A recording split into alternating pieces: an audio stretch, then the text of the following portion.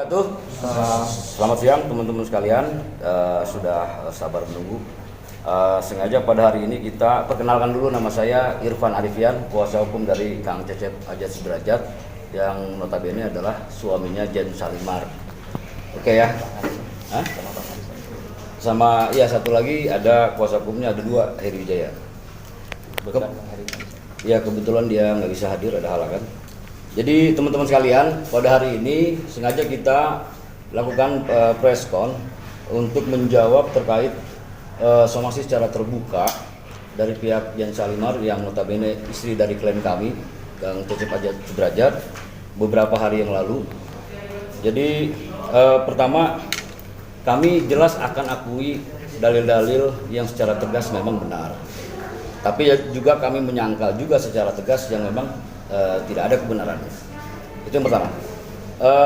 Yang kedua, poin yang ingin saya sampaikan dalam kesempatan ini adalah, pertama, klien kami ini, Kang Cecep Ajat Sudrajat, adalah jelas masih berstatus sebagai suami dari Jen Salimar. Ya, mereka nikah secara resmi pada bulan Februari 2020. Ya, sampai saat ini belum ada putusan pengadilan yang menyatakan mereka sudah putus ingkrah, mempunyai kekuatan hukum tetap, cerai yang dibuktikan dengan akta cerai. Nah, artinya mereka masih terikat sebagai suami dan istri sebagaimana yang diatur dalam Undang-Undang Perkawinan Nomor 1 Tahun 74. Itu clear ya. Jadi kalau saya klarifikasi, wajar beliau masih sebagai status suami mencari keberadaan istrinya di mana. Sangat wajar. Siapapun suaminya ketika istrinya tidak ada di rumah pasti dicari. Jadi tidak ada alasan, apalagi beliau mengizinkan suatu pekerjaan yang sepanjang itu adalah sangat positif, gitu ya. Itu yang pertama. Yang kedua, kita mengklarifikasi soal kecurigaan yang memang didalilkan oleh pihak Jen Salimar,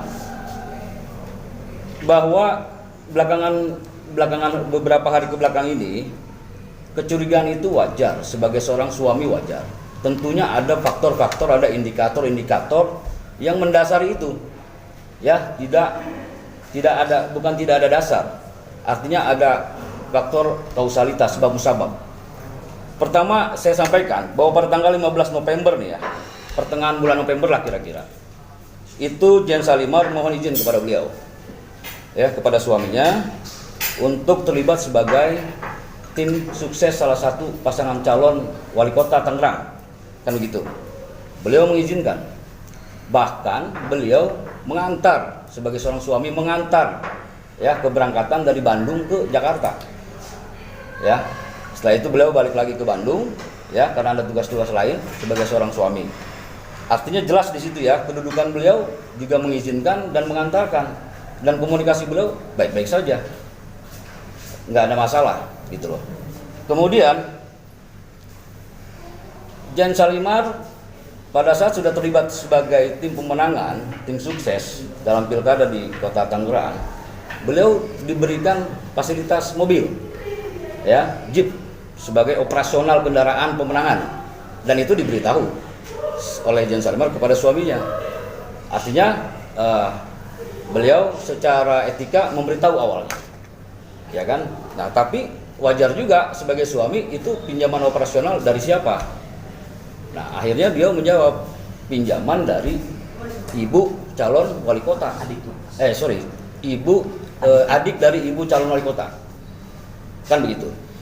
Nah, tentunya beliau juga kan membuka komunikasi dengan si ibu calon wali kota tersebut. Faktanya ibu wali kota tersebut setelah dikonfrontir tidak tahu mobil tersebut milik siapa.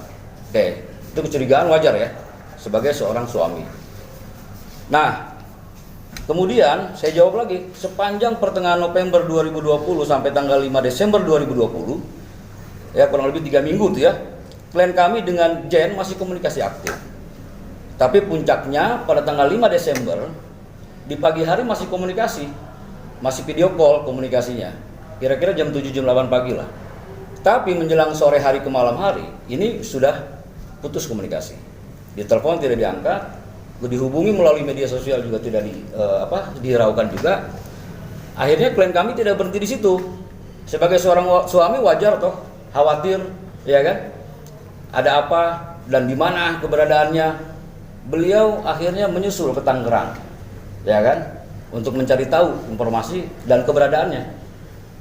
Sampai di Tangerang di tanggal 5 Desember sore hari menjelang malam ya. Beliau tidak ditanggapi.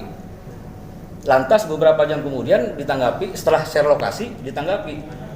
Saya lagi sedang bersama calon ibu wali kota. Dan di sini pun situasi kondisinya kredit katanya. Tidur pun berdempetan. Itu alasannya. Akhirnya kan dengan tidak puas sebagai seorang suami ya sudah mau apa lagi? Pulang ya ke Bandung lagi besoknya. Tapi faktanya kita mendapati beliau tidak tidur di rumah si ibu calon wali kota gitu loh. Ini kan tanda tanya besar, betul. Nah itu ya, jadi praduga kita muncul di situ. Wajar sebagai seorang suami. Nah, dan kita menjadi bagian untuk memperbaiki itu. Ya, tidak bertugas di situ. Artinya setelah kita dalami lagi, dia pun sebetulnya tidak terlibat lebih jauh dengan tugas-tugas yang tupoksinya dari si ibu calon wali kota tersebut. Jadi intinya ini juga menjadi sebuah kecurigaan sangat wajar gitu. Diberikan fasilitas, katanya tidur di rumah ibu calon wali kota, faktanya nggak di sana dan tugas dan fungsi pokoknya juga tidak itu gitu. Dia hanya ditugaskan menemani bersepeda gitu loh. Tapi dia diberikan tugas memberikan uang saksi dan lain sebagainya. Artinya sudah kabur kemana-mana. Oke ya. Kemudian tentang ucapan talak yang telah disampaikan oleh pihak kubu Jan Salimar. Begini teman-teman, klaim kami ini memang di bulan kurun waktu ya, bulan Juli sampai bulan November, terakhir November, beliau sudah sampai, kita akui bersama-sama bahwa beliau, dengan cerita beliau, telah 3 kali mengucapkan talak. Ya, talak itu memang domainnya ada di seorang laki-laki atau imam kepada istrinya. Nah, kemudian itu bulan Juli pertama beliau mengucapkan talak. Juli ya, pertengahan tahun. Nah, kemudian setelah itu sampai ketiga kalinya terakhir di bulan November. Talak ketiga. Artinya kalau dalam hukum Islam ini udah talak bain kubro. Ya, di mana seorang laki dan perempuan sudah tidak boleh lagi menggauli istrinya, begitupun istrinya kecuali dia ijab kabul lagi dan dihadapkan 2 orang saksi. Tapi faktanya enggak. Sejak dia mengucapkan talak pertama pun ya, pihak Jan Salimar masih juga bertahan di Bandung. Dan masih dalam satu atap dan masih menjalankan hubungan layaknya suami istri, bisa dibayangkan, dengan alasan katanya tidak enak dengan keluarga kalau langsung cabut, ya kan? Ini nggak masuk akal gitu loh. Ya kalau sudah talak ya pisah ranjang namanya, baru kemudian gugat cerai gitu loh. Ini kita mau luruskan.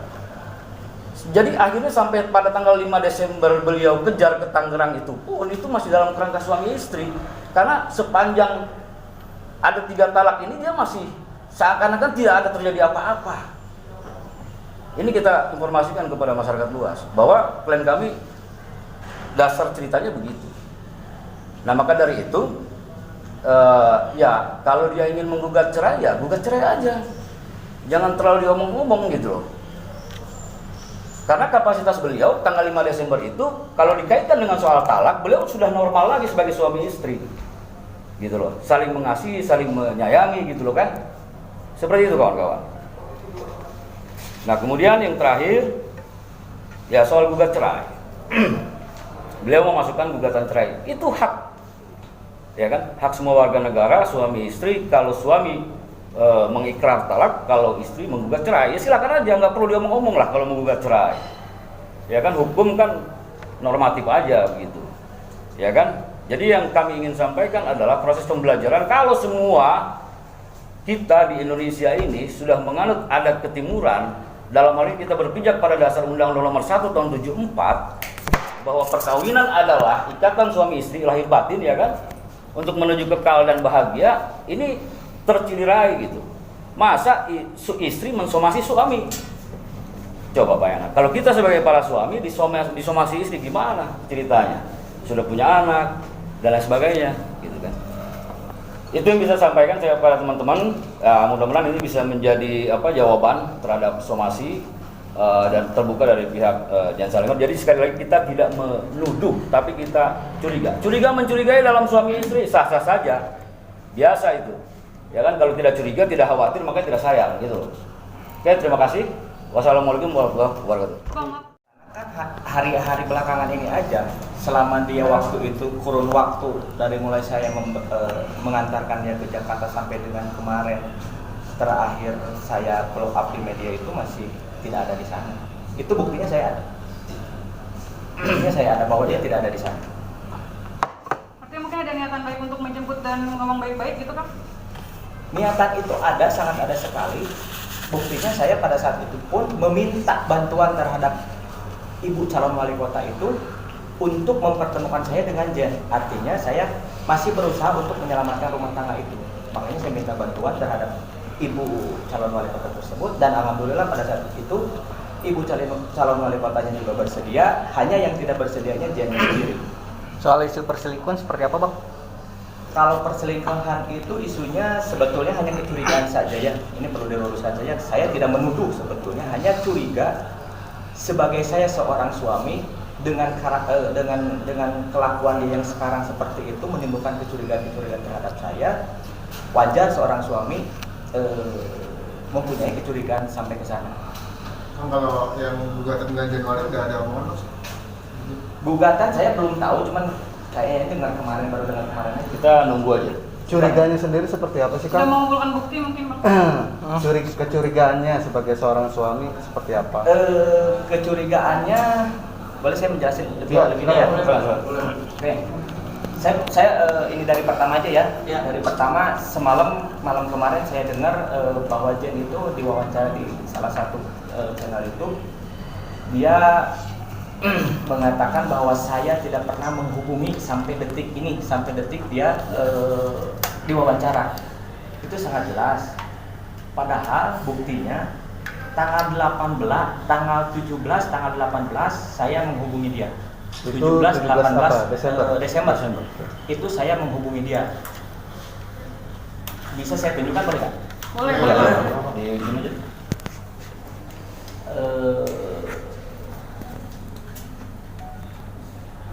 Wawancaranya mana ya tadi? Ke itu aja ya langsung. Oh ini dia. Ini ada wawancara dia di YouTube.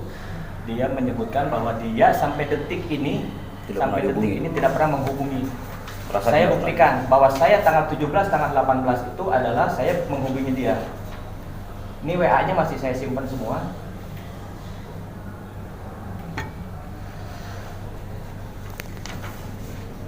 Nah, teman-teman bisa lihat. Ya. Dibacain aja, Kang.